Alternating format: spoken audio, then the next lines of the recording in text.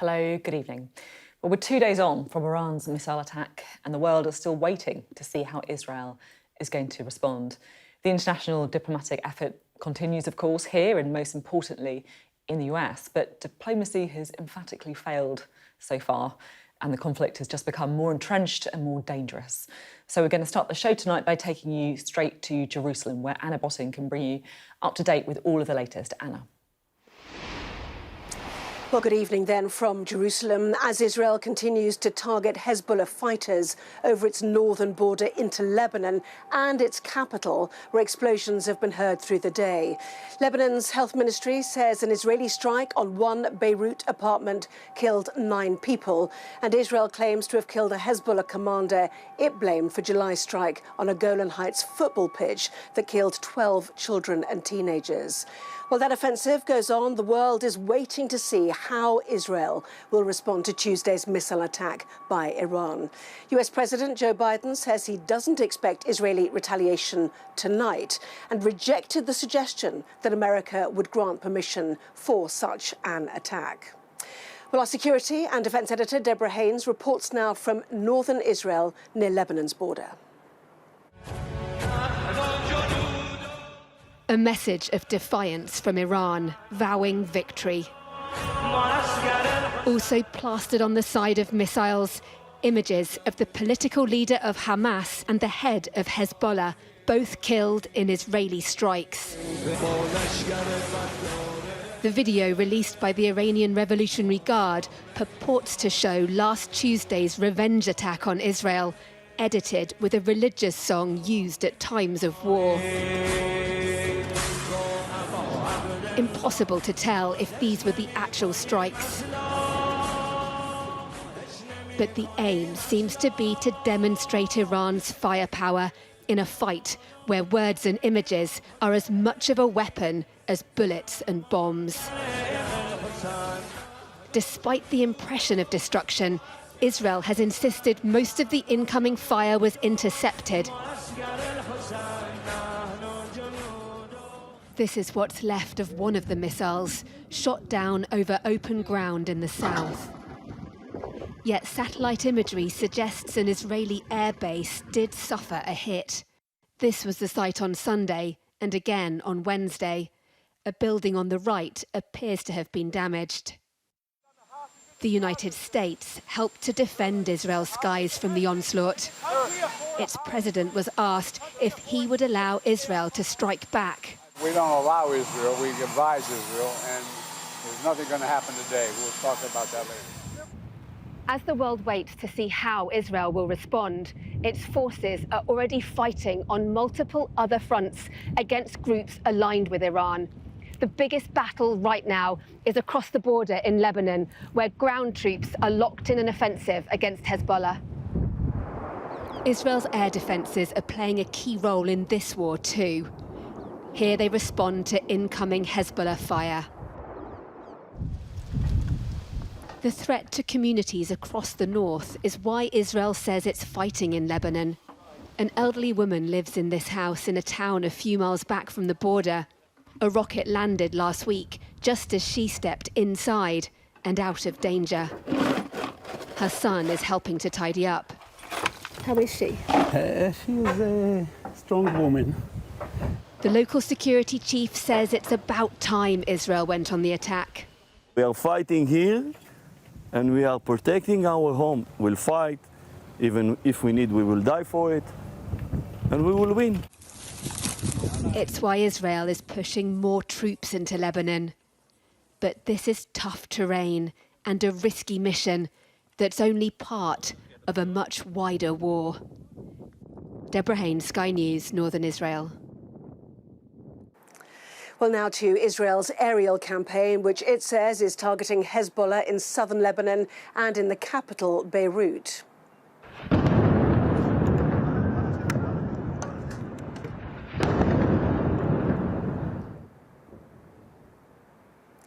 Israel has been stepping up attacks on Hezbollah in its southern stronghold since September, but has rarely struck in the heart of the capital until now. Israel insists it was a precise assault, which they claim targeted militants. Here you can see the damage from the strike. Hezbollah, through its TV channel Al Manar, says their health unit was targeted. Israel also carried out further overnight strikes on Beirut's southern suburbs. Well, more then from our international correspondent John Sparks in Beirut. In the minds of the people who live here, the war has come to central Beirut. Nowhere in this country is safe anymore. Have a look at this. Bandages, plastic gloves, a stethoscope. Those items have come from up here, the third floor of this block. It hosted an Islamic civil defense organization. There were paramedics and other emergency service workers sleeping up there, we are told, when it was struck at 1:30 last night by the Israelis. Local residents saying they heard 3 blasts, and you can see some of the uniforms there on the concrete balcony hanging over, torn and shredded. 9 people have been killed here, 14 injured. Those are the latest numbers from the health ministry. This pile of rubble, that's been growing through the afternoon, and local residents are shocked. One man stopped to say, who's going to look after the injured in this city if the Israelis are targeting civil defense workers? There was an MP from Hezbollah here as well. This strike, he said, proof that the Israelis are using tactics deployed in Gaza here in Lebanon. However, if you have a look here, there's a shisha shop. It's reopened for business. They've dusted off their pipes. It's one of the contradictions of this city. War and destruction as life goes on. John Sparks there reporting on the latest casualties and damage in Beirut. Well, here in Israel, it is the Jewish New Year, Rosh Hashanah, shops closed, families coming together if they can. But the celebrations this year are muted. Usually crowded parks are quiet, synagogues not as full, while all the while their sons and daughters are fighting on multiple fronts. And they await Israel's response to Iran's missile strike. Joe Biden saying it's not today. We'll certainly keep an eye on all the developments. But for now, back to you, Sophie, in Westminster. Anna, thank you very much indeed. Anna Botting there in Jerusalem. And of course, we'll go straight back to Anna if there are any developments in that story this evening. Now, there was a surprise in diplomatic circles earlier back in the UK as the announcement came through that the UK is giving up sovereignty of the Chagos Islands to Mauritius. Now, it's also been sparking some howls of outrage from the 4 Conservative leadership candidates. We'll have more on that in a moment. But first, though, if you're kind of wondering, where on earth these islands are that everyone is talking about, this is where they are, the Chagos Islands here. You can't even see them, they're so small, but there's lots of sea around. They're about 2,200 kilometres from Mauritius, and there is a lot of them. There's more than 60 in total. But not all islands are equal. Now, this is the one that you need to know about, this one, Diego Garcia. And the reason that you need to know about this is that little symbol there. There is actually a military base on this island that is used by both the UK and the United States. Now, this base is a really big deal for both countries because of its location. Now, you can't really see it here. All we can see is the sea. But China is increasingly influential in this region, which matters for Australia, which is close, but also, of course, for the US as well, which is increasingly preoccupied with China's influence around the world. Now, Mauritius has long argued that it was illegally forced to give up its claim on the islands in return for its independence from Britain all the way back in 1968. But facing growing diplomatic pressure, the UK began negotiations with Mauritius around 2 years ago. Sky's Matthew Thompson reports. The picture-perfect Chagos Islands. But these serene white sands have been the subject of over half a century of furious controversy. Since the 1960s, Britain's control of this remote part of the Indian Ocean has been disputed by neighbouring Mauritius. The largest island, Diego Garcia, is home to a major US-UK military base. To critics, the islands have become known as Britain's last African colony. A handful of Chagos Islanders, long forced to abandon their homes, have fought a running legal battle to be allowed to return. Now, in what the government has called a historic agreement, Britain finally announced it would hand control of the islands to Mauritius. We inherited a completely unsustainable situation, and we're confident that we've achieved a deal here that's both legally sustainable, that reaches a settlement, that's financially sustainable, and crucially protects national security interests of this country and indeed our allies. The deal keeps the military base intact, but some Conservatives say it sets a dangerous precedent. Although the airbase, which is jointly UK-US operated, is maintained on a 99-year lease, the other outlying islands go back to Mauritian sovereignty. Now, there are many other countries which would be interested in a permanent base in the Indian Ocean, China being one of them. And as for the islanders themselves, those we spoke to are furious. It's a day of mourning for the Chagosian people, like myself, like the vast majority, because we've been excluded from those negotiations, and they decided the fate of the island, the future of the island, without even consulting the population, the Chagosian people, who are at the heart of this tragedy. They should be aware of that. So if talking about historic for who? All of my grandparents, brothers, sisters, my mum was born there as well. Many fled to the UK, having initially been sent to Mauritius, where they say they were treated like dirt. Their trust in both governments is rock bottom. If I had a choice, I would go back home. This is not home. It isn't home. It will never be home. Even if I die here, it will still never be my home. Why didn't they just send us back? So in spite of all the backslapping diplomacy, trouble looks set to continue in paradise. Matthew Thompson, Sky News. Well, our chief political correspondent, John Craig, is here with us now. John, we're going to be talking an awful lot about, the intricacies of the deal and what it all means in a moment with Jonathan Powell, who, of course, kind of brokered it. But I want to talk to you about the politics, because there's an awful lot of politics going on today as well.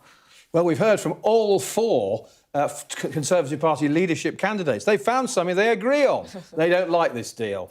Nigel Farage has waded in. The former Defence Secretary, Grant Shapps, has waded in as well. And, of course, the Tories are presumably all thinking, oh, this is like the Falklands, giving up these islands here. Well, that is not true, not according to the Falkland Islands government. Now, what we've had from the four leadership candidates, I think I'm right in saying it was Robert Jenrick who kicked things off. He said it was surrender. James Cleverly said it was weak. That's the same Mr Cleverly who 2 years ago, you mentioned this, started these negotiations. Then, of course, we heard from Mr Tugendhat, as we've heard in Matthew's report. Shameful retreat, he said. And Kemi Badenoch talked about putting vital bases in the Indian Ocean at risk. There has, however, been a pretty favourable reaction from not just Joe Biden, but a short time ago we heard from the State Department. Let's have a little listen to the spokesperson for the US State Department. The United States welcomes today's historic agreement between the Republic of Mauritius and the United Kingdom on the status of the Chagos Archipelago. The United States has strongly supported negotiations every step of the way as the two countries have negotiated over the past 2 years. It's a win for a diplomacy to see a successful outcome of this effort between two U.S. partners after more than a dozen rounds of talks. The agreement will secure the future of our joint U.S.-UK military facility on Diego Garcia, which plays a vital role in U.S. efforts to establish regional and global security, respond to crises, and counter some of the most challenging security threats of our time. I guess that kind of challenges the argument that it's a big security risk, doesn't it, if, these states themselves are actually welcoming it? Yes, well, what President Biden said it was historic, as we just heard from the spokesman there. He said it ensures the effective operation of the joint facility on Diego Garcia into the next century. It's a 99-year deal. Now, David Lammy, the Foreign Secretary, gave three good reasons, he said, why it was a good deal. It'll strengthen our role in safeguarding global security, he said. It will shut down any possibility of the Indian Ocean being used as a dangerous illegal migration route to the UK, as well as guaranteeing our long-term relationship with Mauritius, he said, a close Commonwealth partner. But, of course, there will be those like Tom Tugendhat who say, because, of course, he's what we call a China hawk, isn't he?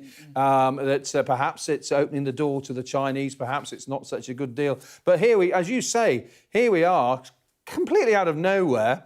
We've got this row back here about something happening thousands of miles away, And as I say, we found something the 4 Tory leadership candidates agree on. That's the most extraordinary thing of all. John, thank you very much indeed. John Craig there, our chief political correspondent. Well, let's discuss this a little bit more now. Joining us is Jonathan Powell, the Prime Minister's special envoy for negotiations between the UK and Mauritius. Great to have you on the programme today. You, of course, can help broker this deal. Are you happy with the outcome? Very much so. I really do think this is a good deal. It was done quite quickly.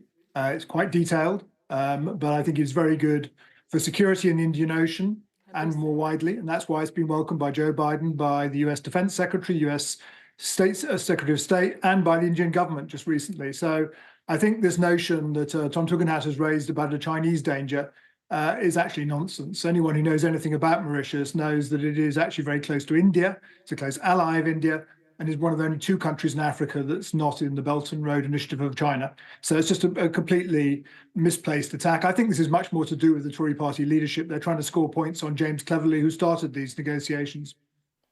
You say there that it's got nothing to do with China and that it's a completely bogus argument.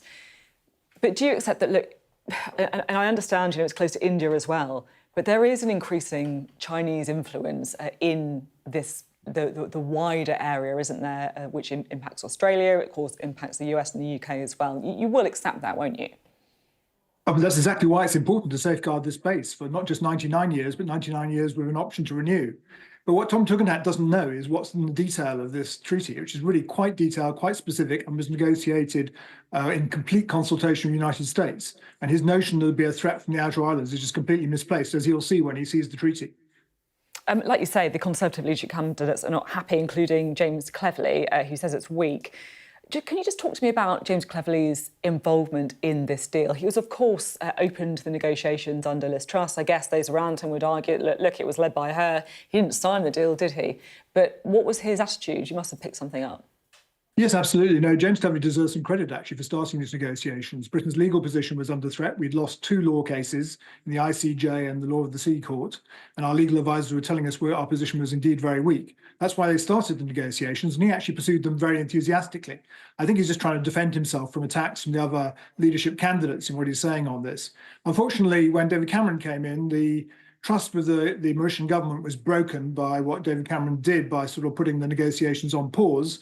And that's why when Keir Starmer came in, he met with the Mauritian Prime Minister and agreed that he would speed up these negotiations, conclude them quickly, and we have to conclude them before the Mauritian elections, which are imminent, because otherwise Mauritius goes into a couple of months of purdah and then the election campaign itself. So it's important to get them done.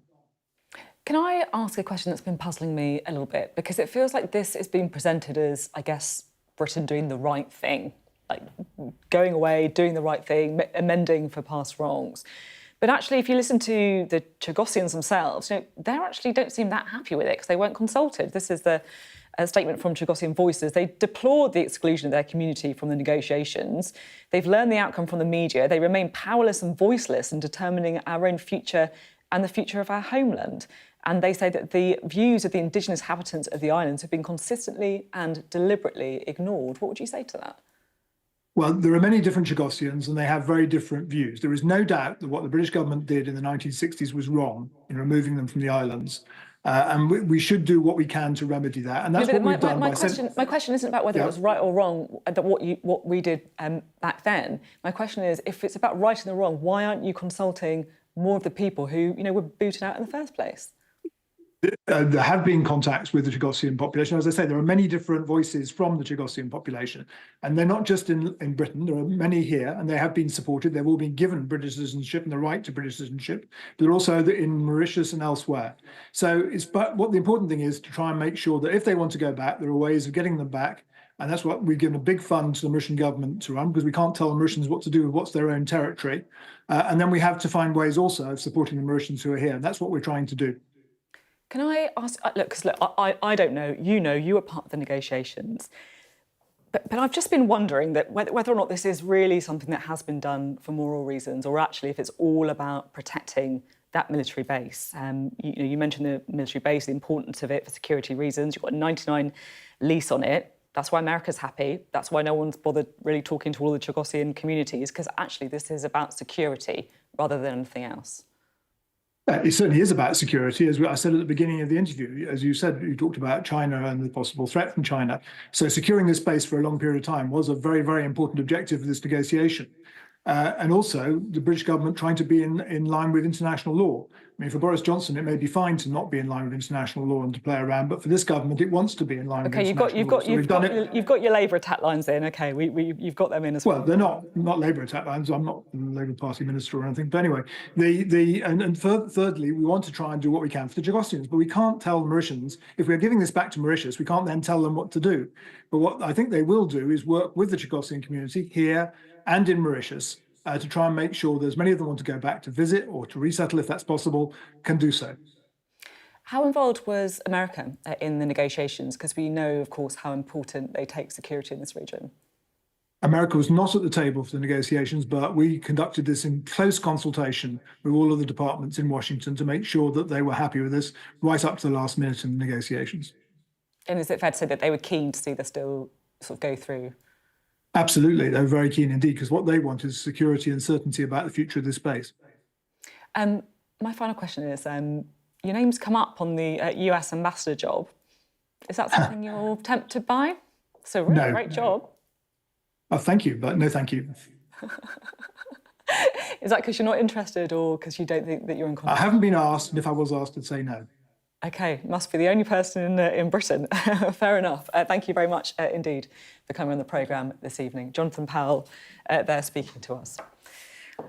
Right, let's bring in our duo for the evening, shall we? We're joined by the former Labour Party advisor, now columnist for The Eye, Andrew Fisher, and the former Conservative advisor, Henry Newman. Great to have you both on the programme. Henry, to you first, because as John was saying, it's kind of united all of the Conservative leadership candidates, the thing that we thought was impossible. What was your own view on this? Has the UK done the right thing? I'm quite uncomfortable about this. I mean, I haven't seen the details of the treaty, as Jonathan was saying. He's obviously partial to that detail, which isn't public yet. I think we're clearly paying the Mauritian government a great deal of money. I think it is the case that Mauritius is close to China. I think he also revealed in the course of your interview with him that David Cameron had been going slow on these negotiations, and the new government came in and tried to rush this through in time for the Mauritian elections. That was a choice that they have made. There's been no parliamentary debate on this question, no parliamentary vote, and they've signed off the sovereignty just like that, and we've lost the British Indian Ocean territory. So I think there's a lot of important questions that are now raised by this. I think when you put up that map on the screen a few minutes ago, it shows just the distance between Chagos and Mauritius. These are really very, very far apart. And it's an accident of history that the islands were temporarily transferred to Mauritius during the decolonisation process. And that is the legal argument that's been relied on. And I think it's actually quite spurious. These islands are as far away as Madrid is from the UK. And yet we've, against the will of the Chagosian people, given them to Mauritius for control. And we, as Jonathan Powell was saying just a minute ago, won't have any control now over what Mauritius does with those islands, other than for the 99 years that we've got the base in Diego Garcia. I get the sense you're disagreeing here. Yeah, quite. I mean, I find it quite astonishing, this colonial mindset that we've heard from the Conservatives, you know, and Henry's words there that it's as far away as Madrid. Well, that's closer than Gibraltar is, and we still own that. It's closer than the Falklands are, and we still do that. But the issue here isn't the islands or who is geographically closest. It's what the people who are on them want. You know, we went to war to defend the sovereignty of the Falkland Islands and the people's right to live there when Argentina tried to evict British people from the Falklands. But we haven't asked quite rightly. We have asked people, but the Chagosians never wanted to be expelled and ethnically cleansed from the Chagos Islands as they were in 1968. They've always wanted the right to return. They've gone to court for it. They've won that battle in the courts in the UK in 2000 and in the International Court of Justice in 2018. And governments have dragged their feet for years. So it's great that the government have come back in and done a deal. However, the problem is they're still not on the largest island in that group. They're still not going to be able to live there because the US base is there, which has actually committed huge war crimes in Afghanistan and Iraq from that base in recent years. So it's not a great thing that this is being done, but it's a start. And actually, if there is money to help resettle people in those islands who want to go back there, who are born there, live there for generations, then it's absolutely their right. We believe in self-determination, surely. But we haven't given the people of Chagos the right to self-determination. We've given the islands over to Mauritius. I mean, you're right that some Chagosians were very keen to pursue claims against the UK. And I think the UK has comprehensively apologised for the decisions taken in the 60s and 70s, and rightly so. But the creation of states, the end of empire through the 20th century, led to some terrible things happening. 2 of my grandparents left their countries of birth and had to end up living somewhere else. That happens. It's very difficult, but you can't spend the rest of history simply running these processes back through again. And I think, I worry that we've given the territory to Mauritius, which had a very tenuous connection to... Well, it's a closer connection than the UK, isn't it? No, it's not. It was only briefly in charge of the islands as part of the decolonisation process. Well, that's because we had an empire, and so did France before. I mean, it was part of the French Empire originally, and then we stole it off France, and then we've, let Mauritius have it because that is geographically closer. And actually, if you ask the Chagosians, they want to go back and live on their island. That has not been facilitated until now. This deal enables that potential to happen. That's a good thing for the Chagosians, but they need to be consulted on that. And do they want to live next to a massive US and UK military air base, which is going to be there for another 99 years? That, again... Well, for me, that is completely not up for grabs. And I think that's... Definitely should be. We disagree fundamentally on that, because I think it's clearly a crucial base for British security, and it's vital we protect it, as an American security more generally. What security? What's the threat if we don't have that air base? Well, it's not. I think it's not just an airbase. It's a crucial military asset which is involved in lots of different parts of our intelligence and security apparatus. You can fundamentally dislike that. I don't, and I think it's crucial that we protect it. Well, I don't think there is a very strong case for it. If there's a reason to be there militarily, we have warships, we have other friendly nations around that area we can liaise with. Actually, I don't think you can just steal land and go, well, actually, now we're using it as an airbase. Sorry, you all had lives there, but they're gone now. I just don't think that's right. Very interesting debate, genuinely, between you two, so thank you. Just a very quick thought. James Cleverly, do you think he's looked a bit hypocritical, or do you think that actually, he was stalling? I don't know the details of what was happening inside government. I was in government at the time, but I wasn't involved. It was a security matter. I think there clearly was some negotiation that was started under Liz Truss, but I think, as Jonathan Powell said a few minutes ago, it was actually went slower under David Cameron. He said, I think the word he used for James Cleverly was enthusiastic. But I wonder whether that was. I heard Philippe Sands, the counsel for Mauritius, making a similar comment earlier on a different channel. I wonder whether that was slightly done to sort of put a little bit of pressure on James Cleverly. It was done as a slight tease during the Tory leadership race. I don't know. Thanks both very much, and indeed really interesting debate. Well, the stories that we've been covering tonight so far are sure to feature in tomorrow's newspapers as well. We'll have an extended press preview from 10:30 this evening with tonight's news and tomorrow's headlines. Joining us will be the editor of The Courier in Dundee, that's David Clegg, and the former Conservative MP who's now Chief Executive of the charity Business in the Community, Mary McLeod. You're watching the Politics Hub, coming up. Veteran Labour MP Diane Abbott gives her take on the freebies saga rocking the party, suggesting millionaires are buying influence. Disabled mum describes a terrifying prosecution for not paying the TV licence, as figures reveal 3/4 of those prosecuted are women.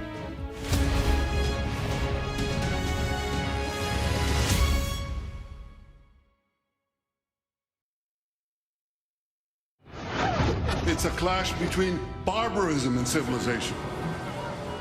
The failures of October the 7th are the failures of Benjamin Netanyahu. He was in complete shock. Everything he believed about Hamas turned out to be wrong. They are bent on Israel's destruction. I think he's the greatest statesman we've had. He's not a diplomat. He's a populist politician.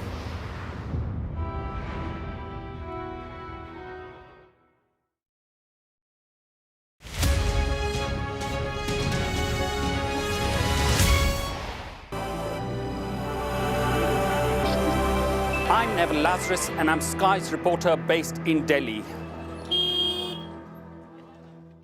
Weeknights on Sky News. This is your chance. Tell people.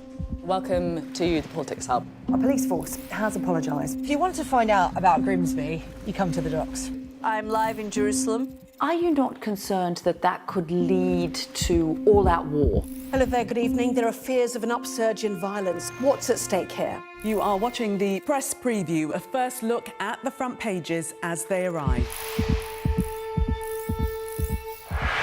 I'm Greg Milam, and I'm Sky's chief North of England correspondent. I've reported from around the world and around the UK. I'm Mark Stone, I'm Sky's US correspondent based here in Washington, DC. And beyond the United States, from across the world, I report on the biggest stories. I'm Stuart Ramsey, and I'm Sky's chief correspondent. I'm David Blevins, and I'm Sky's senior Ireland correspondent. I remember some of the worst of the violence here. I'm Alex Crawford and I'm Sky's special correspondent based in Istanbul. We are under Israeli military restrictions in terms of some of the things that we can film, but it's important to be in there. What a slow drive for the president as he approaches his golf club. 4 more years! Free wherever you get your news. I'm Mark Stone and I'm Sky's correspondent based here in Washington, DC.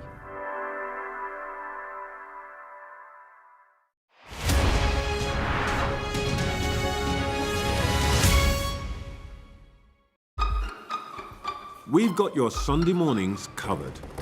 From the front page and the sounds of the streets to the voices of the people who make the major calls and big picture politics beyond Westminster. We'll put you at the heart of our story. A new start to Sunday. I'm ready. Are you? Join me, Trevor Phillips, Sunday mornings on Sky News. Hello, welcome back now to a story that just won't go away for Labour. The criticism swirling around the Prime Minister and other cabinet members for accepting tens of thousands of pounds worth of gifts from wealthy donors. Sir Keir Starmer has paid back £6,000 in gifts and hospitality, and he says that he's now overhauling the rules. But the Labour MP Diane Abbott has weighed in today, suggesting that millionaires could be buying influence in the party. She spoke to our political correspondent, Serena Barker-Singh. We need to clean up politics. For many, this is why the row over freebies matters. And I invite you all to join our mission to stop the chaos, turn the page. It was a promise to clean up politics made in opposition. Opponents are holding the Prime Minister to in office. You have given us a clear mandate to restore service and respect to politics. Keir Starmer admitted he will pay back £6,000 worth of gifts he accepted as Prime Minister. But the now reignited discussion has thrust the PM's conduct back into the spotlight. On the repayment, I can't say any more than I did. We're going to drop some principles until they're in, which will guide everybody. Until they're in place, I thought it was right to repay these particular payments. The itemised list of freebies now deemed unacceptable includes 6 Taylor Swift tickets, 4 Doncaster Races tickets, and a clothing, rental and hair and makeup session for his wife Victoria. And now Labour's long-standing MP Diane Abbott says her party's leader is in the pocket of millionaires. I do think as a general rule, when millionaires give a lot of money to individual politicians, they're not just doing it out of altruism. At some point, they think that that politician is going to, listen to them. He is still within the rules and he's saying he's being transparent. Giving back any money at all makes it look as if you are now realising that you did something wrong. From the polling you've done, how damaging is this for Keir Starmer? I think this is damaging for Keir Starmer. He's still got plenty of time to turn things around before a general election result, but this has now been going on for weeks, and we have seen it correspond with quite a precipitous drop in his personal approval ratings. In fact, a couple of places now have him as even less popular than Rishi Sunak. While the government have promised new principles around declarations will be coming shortly, Baroness Harriet Harman says a Cobra-style meeting should be conducted to decide them. We need to have some new rules and new processes. They're going some way towards that, but actually they haven't quite got there yet, and they need to appoint their new ethics commissioner to bring this all together. For those hoping the row over gifts can be killed off quickly, those new rules can't come quick enough. Serena Barker-Singh, Sky News, Westminster. Right, let's bring in a duo for tonight, Andrew Fisher and Henry Newman. Honestly, I can't believe how often we're talking about this story, and there will be viewers throwing things at the TV saying, look, it's you and the media who are flamming this up. But it does feel like there's just another twist or another line on the story almost every day. Andrew, how is Labour going to shut it down?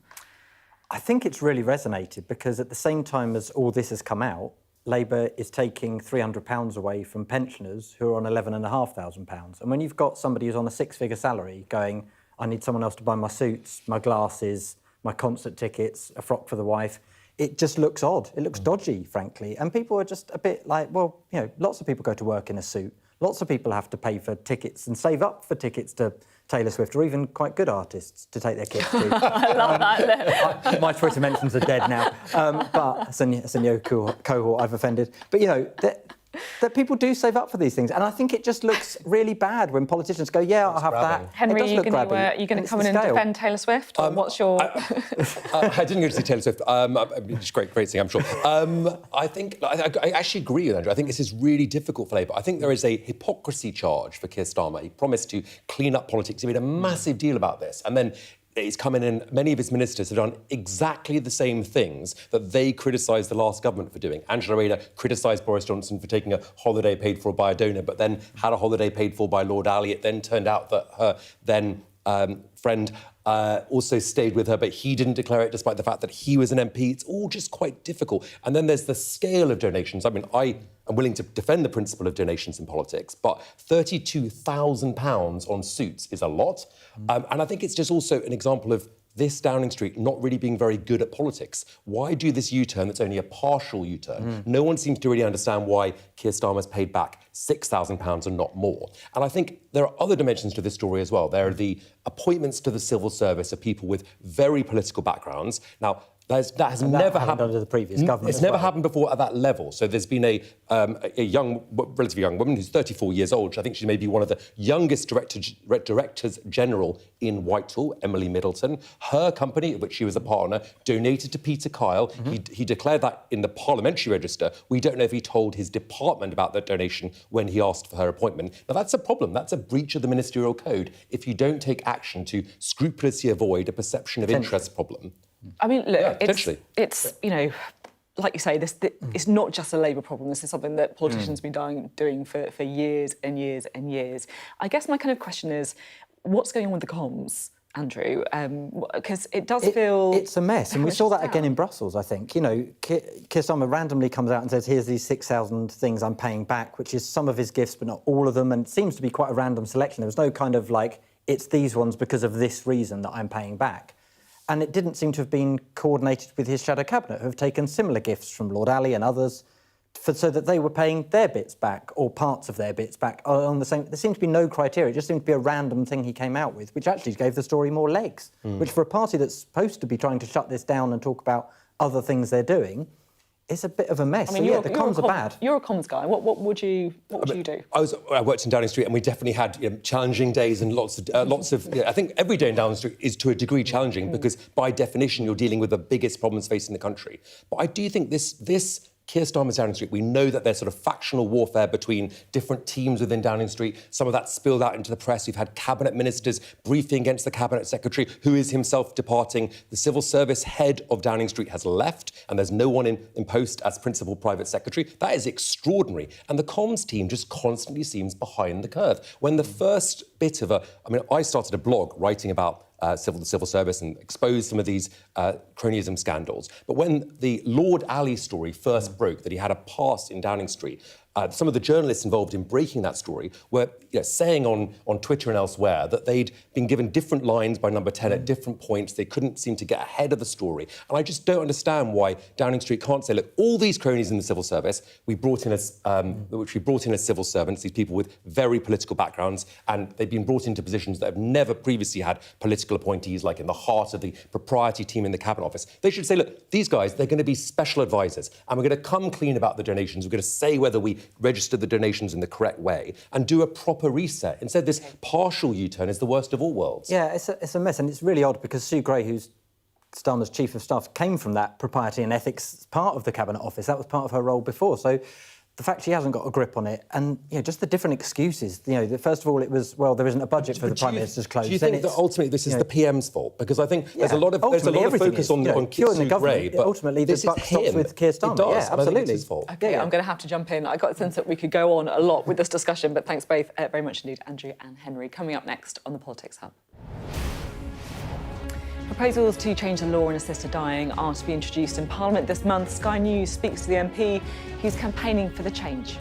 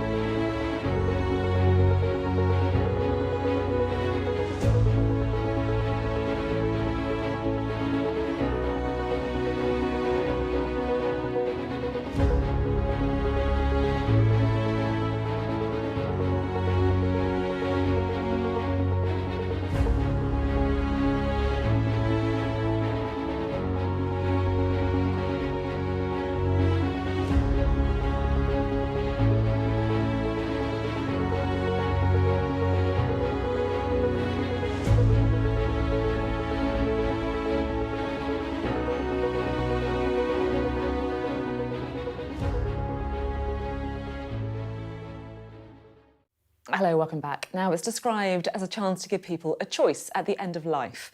Later this month, Labour MP Kim Ledbetter will bring a bill to the Commons to legalise assisted dying. It's the first time the contentious topic has been debated there since 2015, when another bill was defeated. Our health correspondent Ashish Joshi reports. Anne assisted her husband's death. Jeff had motor neurone disease and was paralysed from the neck down. He faced an agonising death. Everything had to be done for him, literally. He couldn't hold a glass, he had to be fed, toileted, everything. They travelled to Switzerland together to a clinic where he died surrounded by close family and friends. It hit me when he took the medication, but he died in my arms, telling me he loved me. He said, "I love you so." And that was it. It was the most peaceful end. And I have met so many friends whose loved ones have died in distressing circumstances. But I don't have these horrible memories because I lost a dearly loved man who died telling me he loved me. Anne faced 14 years in jail, but the law might soon be changed to allow assisted dying. The biggest concern around assisted dying is the slippery slope argument. It means that the legislation is introduced for one specific group of patients, for example, the terminally ill, and then it's extended to include more and more groups. The MP introducing the bill says she's aware of the concerns and wants a full and honest debate. I think there is a perception around the slippery slope concept which actually isn't reality. I think the other really important point is, let's look at the situation as it stands. The law at the moment is not fit for purpose. We need to be really clear and set proper protections and safeguards. There needs to be proper medical intervention. There needs to be judicial intervention so that this is not just a free-for-all. Some campaigners against assisted dying are worried palliative care could be further neglected if the law changes. We're concerned that those who are most vulnerable will be most disadvantaged by this legislation, and that they may come under pressure to take their own lives. And instead, we should respond by funding palliative care. We don't even fund core palliative care services on the NHS. Anne has lost her husband, but he was able to choose how and when he died. She wants that freedom extended to anyone faced with the same agonising life and death choices. Ashish Joshi, Sky News. Right, let's talk to Andrew and Henry. Look, it's a really tough topic. It's a topic no one really wants to have to debate, but we are going to be debating it, and it is obviously really important. Henry, where do you stand on this issue?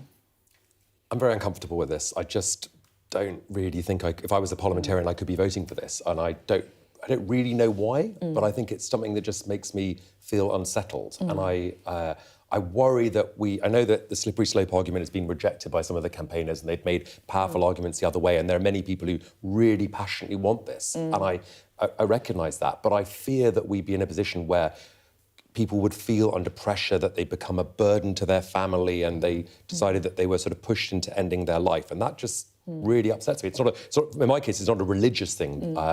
It's just a sort of profound nervousness about this. I feel like everyone just comes to it with their own sort of lived experience, if that makes sense. And people will feel so strongly one way or another, often because of what they've lived through or things that they've seen. Andrew, where do you sit on it?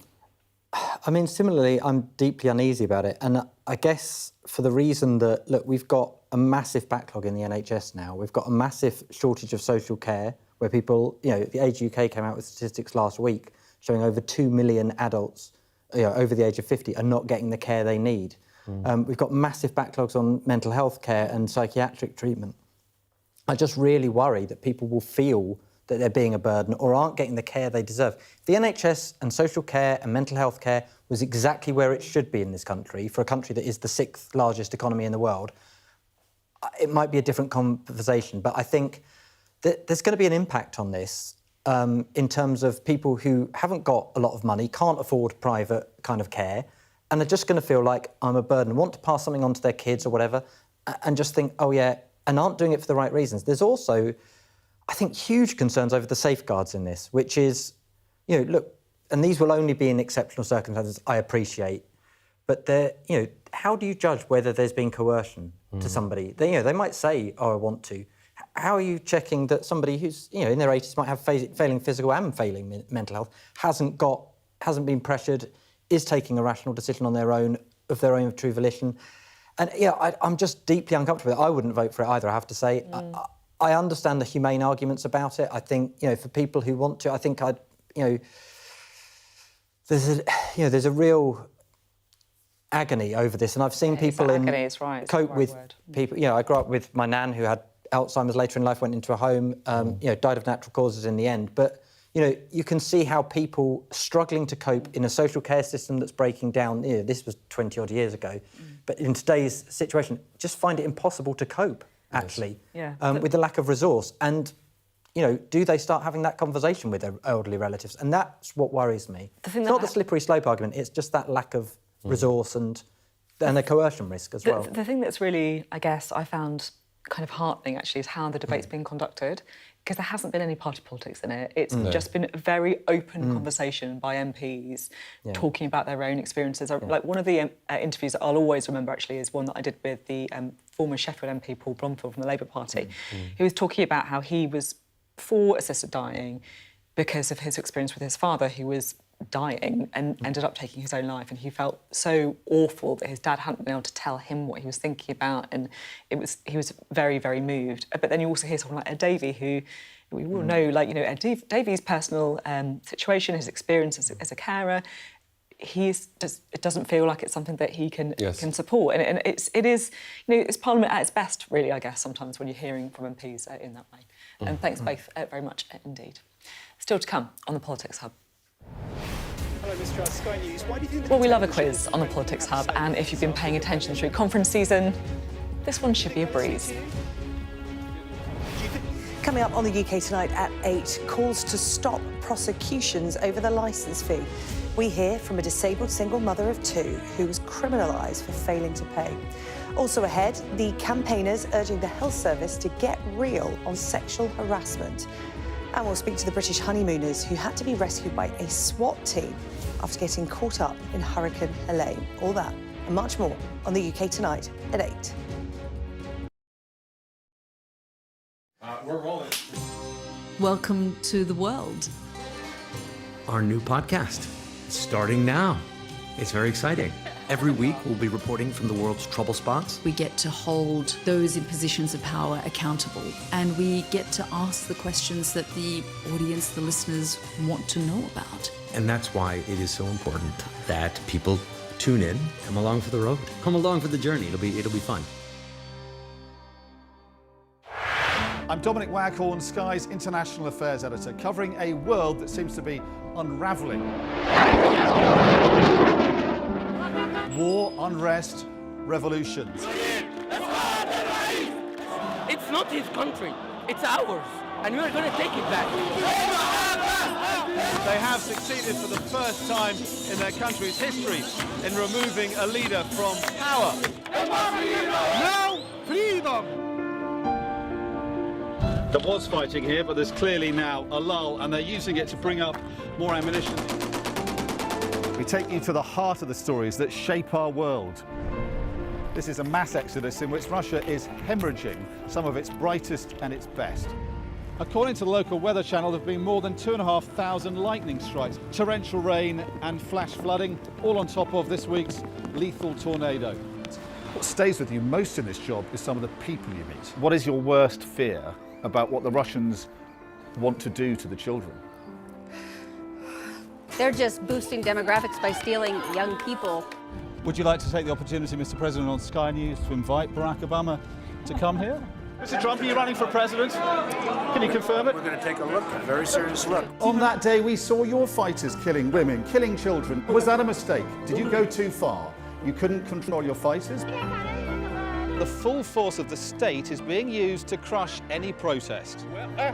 It's half an hour now past the deadline that Hamas issued with its ultimatum to the people of Ashkelon, and we've now seen a third barrage of rockets coming in. Another alarm. The mood here is jittery and nervous.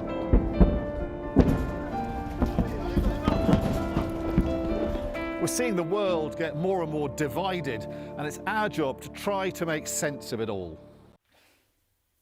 Hello, welcome back. Now, this week, month or so long season of party conferences finally came to a close. There were countless speeches, interviews, fringe events held across the political spectrum. Some, though, were perhaps more memorable than others. So we thought we'd just take a moment to reflect a bit on what's been going on while Parliament was in recess by testing our guests' memory on a little Who Said What, a conference quiz you can play along at home as well. See how we go. No prizes. Oh. We can start with this from the SNP conference. So there are a bit of clues from the party, right? Who said this? He tweeted this out amid a bit of controversy. I wasn't trying to buy tickets in the meeting. I was fully focused on chairing and contributing to what was an inspiring session on brain health research. It's about Oasis tickets, wasn't it? It was about Oasis tickets. That's exactly it. It was Scotland's Health Secretary, who was Mr. Gray. Here we go. Oh. Dun, dun, dun. Scotland's Health Secretary. Sorry, I was just supposed to say Neil Gray. There you go. Right. He was trying to buy the Oasis tickets, as you said. Right, rattling through. Who said this? This was at a Lib Dem conference. Don't join Tinder, join the Lib Dems. I didn't realise they were polar opposites. Could be so many of them. It wasn't Ed Davey while abseiling or something, was it? It was Ed Davey. It was Ed Davey. Okay. He was talking in his conference speech, no less. Should have paid more attention to that. About how he met his wife. Right, now, third one, let's rattle through. Third one is reform we're going to now. Who said this? Yeah, the statue of Sir Winston Churchill, it sends a shiver up my spine every time I go past. Nigel Farage? He was talking about his entrance to Parliament. It wasn't Nigel Farage. Lee Anderson? Nope. Any other guesses? Oh, the other one. Then. No, there's two other ones, aren't there? Richard Tice. That's it. Oh, yes, of course. Richard Tice.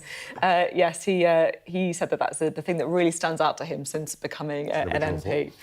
Right, let's go to Labour now, shall we? Let's see how much you remember on this, Andrew. Who said this? I can tell you categorically, I've never had a warm bath among friends. Well, Any guesses? Angela Rayner? It's a good guess. It wasn't Angela Rayner. Oh, okay. I really don't know. Go on, guess a member of the cabinet. I don't think it would be Keir Starmer. I doubt it's Rachel Reeves. It was neither of them. Okay, what can I It was say? another member of the cabinet. Jonathan Reynolds. It was not. It was Wes Streeting. Oh, there you go. He actually said it in an interview with Kay Burley after he described Labour's first party conference in government as feeling like a warm bath among friends, which he's never had, we can definitely say. Right, final one, the Conservatives. Who said this? I think it was a very stupid move of some of my colleagues to undermine Boris, and they still haven't admitted that. Oh, well, that must have been Nadine Dorries, surely. It wasn't. Chief cheerleader. No. It was not. Oh, someone's outflanked her. Was that Rob Jenrick? It was not Rob Jenrick. Two good guesses. It was actually Liz Truss. Thank you very, very much. We are out of time on the programme. Great to have you both with us. Thanks very much for joining us this evening. Have a great Friday, lovely weekend as well. See you on Monday.